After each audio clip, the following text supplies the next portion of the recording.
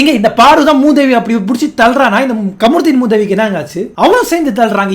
என்ன பிஹேவியருங்க, என்ன எச்ச பிஹேவியருங்க அது? கமருதீனோட பாடி வெயிட்டும் அவங்களோட பாடி வெயிட்டும் ஒண்ணாங்க. What kind of creature is this? இந்த பிக் பாஸ் ஷோவை பார்த்து நிறைய பேர் நிறைய விஷயங்கள் கத்துக்கலாம்னு சொல்லி பாக்குறோம், நிறைய விஷயங்கள் எங்களுக்கு என்டர்டைன்மெண்ட் கிடைக்குதுன்னு பாக்குறோம். ஆனா ஒருத்தங்க அடிபட்டு விக்ஸ் வரது பாக்குறதுக்கு என்ஜாய் பண்ற அளவுக்கு பிக் பாஸ் ஆடியன்ஸ் என்ன சாடிஸ்டா?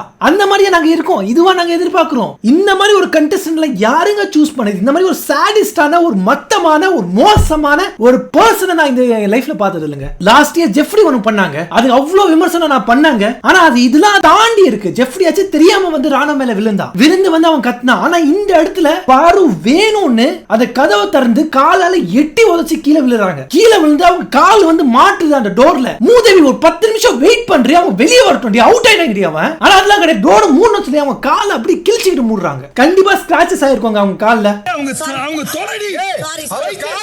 நான் சாண்ட்ரா பத்தி எனக்கு 1000 விமர்சனம் இருக்குங்க. என்னோட இன்ஸ்டாகிராம் பேஜ்ல போய் கூட பாத்துக்கோங்க. அதிகமா நான் லைக் போன என்னோட ரீல் தான் சாண்ட்ரா பத்தி நான் விமர்சனம் பண்ணி போட்ட ரீல் தான். ஆனா அதுக்காக இந்த மாதிரி ஒரு கேவலமான ஒரு விஷயம் ஒருத்தங்க பண்ணும்போது என்னால சாண்ட்ராக்கு ஹேட்டர் காட்ட முடியாதுங்க.